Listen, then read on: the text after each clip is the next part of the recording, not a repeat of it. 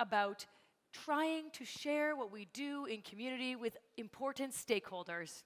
And we know sometimes that can be very hard. Executive teams, different stakeholders, how do we prove the value of what we're doing? How do we share and use strategic storytelling to do exactly that? And so our next fireside chat is going to come out and give us much to take away and think about around strategy and storytelling and how to get that message across of what amazing things we are doing in community. So please help me welcome to the stage our moderator, Michael Puhala, the Chief Community Evangelist at Koros, where he helps brands turn community into strategy. And with him, our featured guest, Chris Catania, Head of Community at ESRI, one of the largest geographic, or the largest actually, geographic information systems company in the world. Chris, Michael, take it away. Thank you. Thank you. Cheers. Hey, everybody.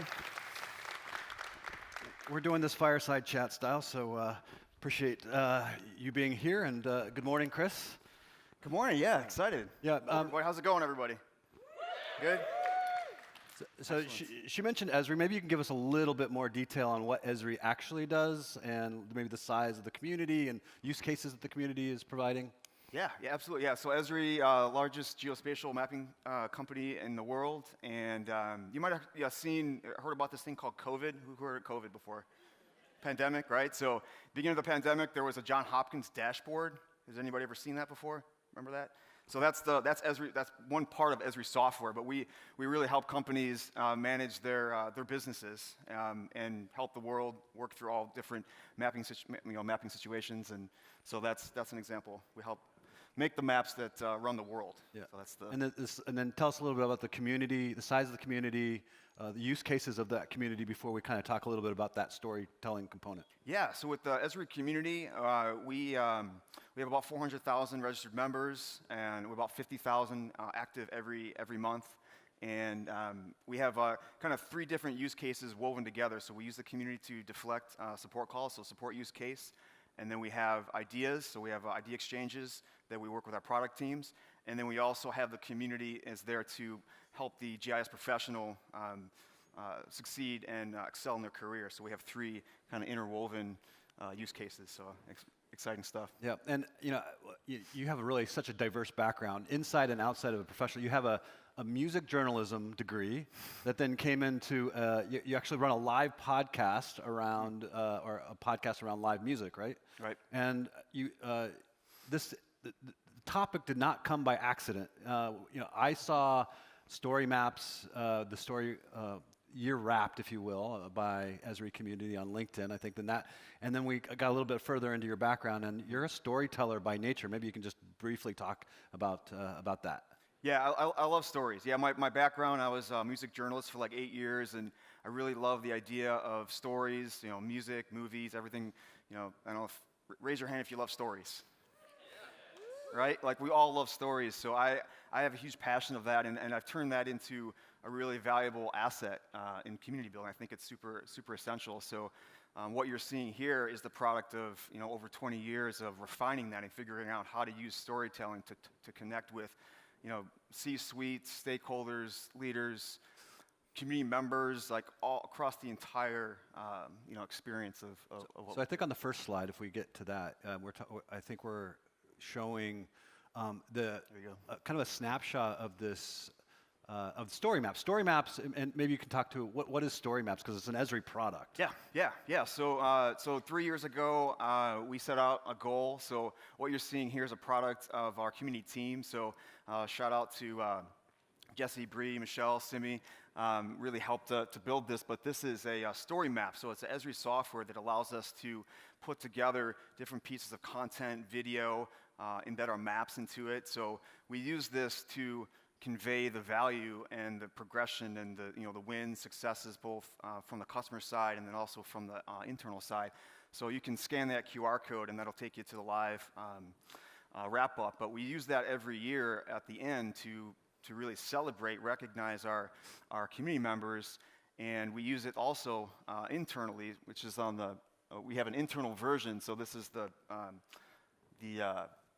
infographic that we share internally, because there's metrics that we can't share externally. So we kind of mix that all together. But the story maps are super powerful. You can see data. We map our community data in our own software, and and really show the value of that through our own software to our internal stakeholders, which is a key part. You've been at ESRI leading the community for 9 years, and so maybe you could walk us through like what that looks like and how you're demonstrating impact to various stakeholders using, I think it goes well beyond just story maps, clearly, of how you tell the story.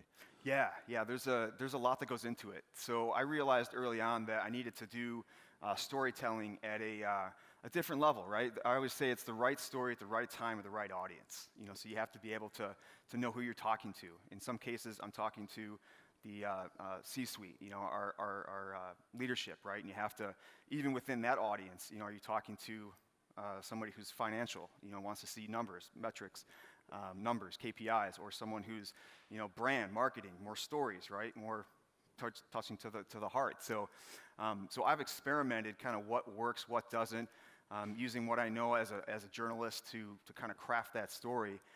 And then there's micro stories, right? There's all different types of ways. We report quarterly. I'm in conversations that are sometimes planned. Internal road tours, or there might be more formal examples of walking through somebody on here's our numbers. So it's all an evolution of what works. So it's looking at numbers, looking at stories, kind of putting that all together. Yeah, and so how do you combine? Backstage, we talked about some of the more of the hard, like the metrics that we're all used to, the KPIs and the number of community members, but perhaps the number of solutions. But then you're also having some of the more intangibles, or what you call soft metrics. And how do you weave that into the storytelling? And does that change by stakeholder? Yeah. So I use this approach called hard metrics or soft metrics, and basically it means that whenever you're doing storytelling, you need to have numbers, because you don't know who you're reporting to, or presenting to. So you got to show numbers, as we all know, and that's probably what we do a lot, lean into that. And you have to know which numbers are most important to people. So you kind of have to do a little bit of investigation of what number is going to resonate with somebody. So hard metrics, and then the soft metrics, which is the stories, right? So, and even at that level, you're thinking we have to show a journey. So you have to show how a customer went from what was their problem and how did the community help them solve that. That story arc, right? That hero's journey that we see in the movies, and that has to be part of that example that you're sharing. But when you combine hard metrics and soft metrics together, and they're targeted at the right audience, again, right time, that's when I've had the most success. And that's when you get, okay, well, we understand this, and then that leads to, okay, well, yeah, if 6 months from maybe I'll share a story, it's time to ask for resources. So you've already kind of planted these stories throughout the year or throughout the relationship with that stakeholder, and they're thinking, okay, yeah, the community drove this, or the community is saving us money, or it's driving growth, or this amazing customer story came out of the community. So they're already thinking about these stories when you're going to ask for more resources, grow the team, or even more importantly, in this climate that we're in, right, where there's a lot of cost cutting and reducing, leaders want to know what value is being driven from the community. Stories I think they're essential. You have to be able to consistently tell them, so when you get to times like this, that you have something to share. Yeah, and so as community professionals, we're always having to justify our jobs, or justify the value of the community, or talk about ROI. But one of the things that ESRI does really particularly well is this member spotlights and kind of stories around specific individuals that you highlight. Can you talk through, one, how you do this publicly? How do you present that on the community? And then two, do you then turn that into story arcs internally into your conversations with stakeholders? Yeah. So we have two people on our team, Bree and Jesse, that do what we call kind of they're extracting stories from the community. So we sit down and we strategize on which ones we want to pull out, right? Because sometimes early on, a few years ago, we didn't have any product stories. We wanted that were going to resonate with the product teams or support team or different leadership. So we look at the story, we look at our own data, we look at who's doing what, and then we do back channeling with the customers to kind of get the backstory of that, because you can't always tell, was this a transformational story for the leader or for the customer? So we extract that and then reach out to the customer to kind of figure out like, what was the story. We might record an interview with them at a conference. We might go and reach out to them virtually, over Zoom, or just record it, not in person. But that's happening several times during the quarter. So we have specific goals on how many stories we want to tell. Yeah. Each year. Yeah, and so I think also interesting, you're taking a lot of these learnings, I think you're putting it into a book that's coming out in the summer, right, at the end of the summer, hopefully. I think in that you also mentioned this notion of 3 E's, and I think we have a slide that talks about that a little bit. Where's that one? There we go. The 3 E's. So I have a book coming out, and essentially it's designed for leadership. What's the book called? The Community First Advantage. Yeah, so it's essentially for community-curious leaders and also all of you who want to know how to speak to leaders. And this is a system that I have. So the topic for today's, we're hanging out kind of in evaluate, but when you zoom out, you have experience, you have enablement, and evaluate. Those 3 together create value. Shared value, more importantly. So it's super important that stakeholders know, like, what are they getting out of this, right? And you have to lead with what's important to them, not what's important to the community, even though that's important. But this is the framework that I use to make sure that we're checking the boxes on all the different parts to how we're working with the stakeholders. And then as we move through that journey with them, we use this to go, okay, how are we showing progress, hard metrics, soft metrics in there? Have we told staff what community is and why it's important to the company, and then where are we in business operations? Are we anchoring and growing in product, support, sales, marketing, all these different things. So this is the model, and this is where we have. I created this because it's easy to launch, right? It's easy to get that initial buy-in once you get it, but it's harder to sustain. So I realized a long time ago that you need to use a system. You need to use specific frameworks and tools to kind of guide you, keep you on track. And it's also important to let your stakeholders know that you're using a system. So I actually use this. I show them this. I go, this is what we're doing. This is how we make sure that we're driving value for you. And then they're like, oh, okay, great. And I ask them. So has sentiment changed in your 9 years? Has sentiment in the company changed around community? Like, what was it maybe what you inherited versus kind of how you've taken it kind of to fruition? Yeah.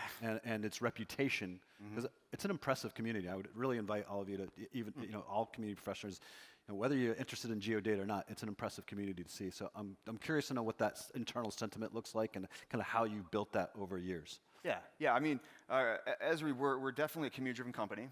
When I came on board 9 years ago, I had to learn a little bit about where the company was. There was a little bit of a kind of a riff, I guess, of like what the value of the community was, and like where we're supposed to be in the division. So I was kind of sitting in this meeting with all the stakeholders. I was being introduced, and then they said, oh, this is Chris. He's going to be leading our community. And then I heard somebody say, well, I thought we were getting rid of that. And I was like, oh, that's interesting. But then the other half of the room was like, yeah, there was like, I saw somebody do like a fist pump, and I'm like, okay. And it was like, it was in the middle. I was like, all right, But that was very important, right? It was a good moment because, okay, this is the mission that we're on, is to work with them to move things forward. But I was super interested in that other half of the room because I was like, well, why? Like, why did they not understand? So we've gone on that journey because there were 3 people on that side that were in product development and super important to the growth of the community and understanding the value. So over a 3-year period and doing all these things over consistent time frame, this journey, we went from a platform to a new platform, and those people, most of them have now, they moved over, and they were like, thank you, Chris, and the team to do that. So, but it wouldn't have happened if we didn't do, like, we did a lot of storytelling, storytelling in an email, storytelling in a meeting, just all different things. But that was a huge thing because we are moving the company from community. We know it's the right thing to do. It's like oxygen in the room. We all know we need it, to a strategic asset. And that's the journey and the kind of the vision that I set out with the leadership and say, I know everybody loves this stuff, but not everybody is understanding, like, is this actually, like, can you measure the impact on the bottom line and the growth, right? And if there's a theme that I've... So we did. We moved all those people over, and we... Yeah, so if there's a theme that I can like, that has risen or surfaced to the top across the last couple of days, it's certainly been around community strategy and strategic vision around that. But you also use, not just story maps to tell the story. Maybe you can talk through other tools that you use. Yeah. Of course, there's analytics from the platform itself, but like maybe walk us through like how you specifically kind of approach the tooling of how you present it to stakeholders. Yeah, we have a whole community tech stack. So on the analytics side, we have the native Khoros platform, and then we spend a lot of time building out Power BI dashboards. We extract APIs out of that, and then we have our own way of measuring impact. So that's been something that we do. And then we have different versions of that Power BI dashboard that are for leadership, for our own community team, different stakeholders with that. And then we guide people, product teams, on what are the best metrics and like how to actually look at this and do that. So we have a whole way of doing that, and then we use our own software, right? So to do this analyzation, and we get into like where is this happening, right? Because that's what ESRI, we're all about, like the where, like why is this important? So I started using our own software. We have this stuff called Knowledge Graph, and extracting the community data out of Khoros and then putting it into our own software to go, well, what's the impact of our MVPs, right? Our top leaders in the community. How are they impacting new customers, and what do they do? So Power BI, Knowledge Graph, all these different elements. We use Adobe Metrics and all kinds of different things to look at the whole stack. I actually thought we might have a presentation on stage where we have an AI-free conversation, but I'll actually bring it up. Are you using we have AI? To, right? Are you using AI in this as part of this, or what? Just a little bit. Okay. A bit. No, a lot actually. We have to, right? I'm excited about AI, and I think there's a lot of opportunities. Though I think you have to be cautious in that. At least that's what I hear from our customers when I ask them about integrating community into the integrating AI into the community. But we're looking at kind of 4 use cases: enhancing it, integrating AI community with support. We have a bunch of tools that we want to take community into those existing AI tools, and then kind of have things talking to each other. Then AI community supporting CX development, and then looking at community in AI extraction of insights. So we bring that back to product teams. And then we have all this whole bunch of stuff that's exciting about the AI natively within the community. MVP, concierge kind of things, improving search. So it's a bit. I have a whole separate like AI like roadmap I created like about a year ago, so I could articulate that, because it started to be something that people wanted to know where the company was as far as the products, but I also started to talk to our leadership about, well, here's the vision for the community AI. Like, how are we going to integrating for this, right? That makes sense. Yeah, little bit of AI. Okay. And then you've presented, or you've provided some materials in the workbook that's provided to the audience here. Can you walk us through? And I think we have a slide maybe that walks through some of the template, if you will, around some of what you've included in that workbook. Yeah. I mean, you can take a screenshot of this, but this is going to be in the action guide afterwards. But this is something I put together. I use this these are all the elements. We just kind of like glazed over this really quickly, but these are all the elements of the drill down when you go through the 3 E's and you get into the evaluation and the storytelling. So you can use this to walk through, have you thought about your audience? Have you thought about when are you reporting? Who are you reporting to? All these different elements, but this is a really helpful sheet. We actually do a similar thing. Well, I do it mentally myself, but our team, we look at, when we share a story, is it hitting all these elements? We remind me how big the community team is. 6 people. Okay. Yep. Yeah, we have an operations side, and we have a experience and program side, and we have moderators to help with that. Yeah. And that's been built over the last 9 years. Of course, yeah. Throw you maybe a little bit of a curveball here. In like, what do you see as maybe your biggest challenge over the next 2, 3, 4 quarters in community? What you're trying to build, and then I'll balance that off by also asking, what are you most proud of in the ESRI community? Yeah. Well, challenges. I would say I'm on a mission to show the top line revenue impact with that. I think we're pretty good on the bottom line impact, cost savings, right? We have a model that we use, and if you want to talk to me more about that, I'm happy to share. And we can't get into it. We got like 5 minutes left, but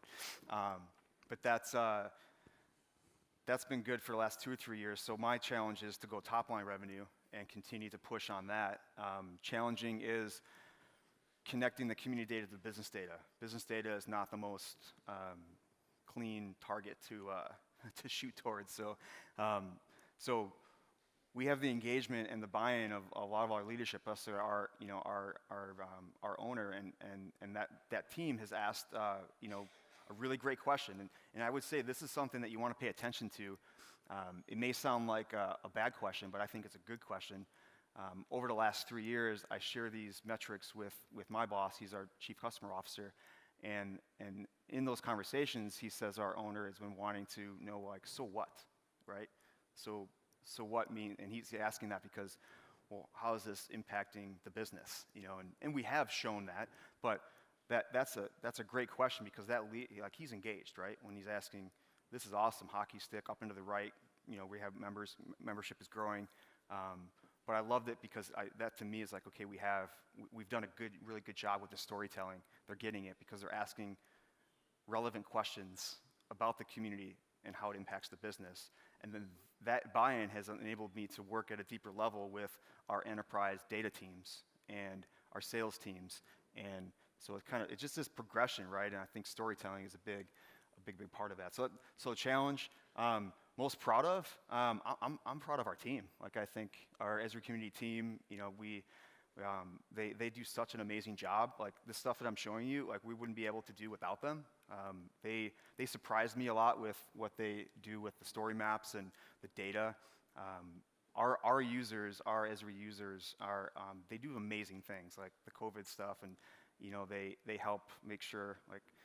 Starbucks and Walgreens, they're all our customers, and they make sure you get your prescriptions and your lattes, like, coming to you, right? So we support our customers, and wildfires, too. All the stuff that happened in California, wildfires, like, we were helping, our users were mapping all that out, and they're always doing that. So our community team, we're super proud to support that growth and that real-time world impact. So, yeah, proud about that. And I'm proud about how our leadership has grown, too. I think our ESRI leadership, because they could, kind of stay this, but they've responded, and we're on a. It's an impressive company, and it's a private company, and it's one of the largest software private companies that I understand to happen. Yep. Does that give you any? Sometimes we work for public companies, and there's public pressures, and of course all of the financials are released to the public. Is that all completely private? So do you have some, I guess, inoculation from, from a data and like the financials and what you're held, like what are you held accountable to?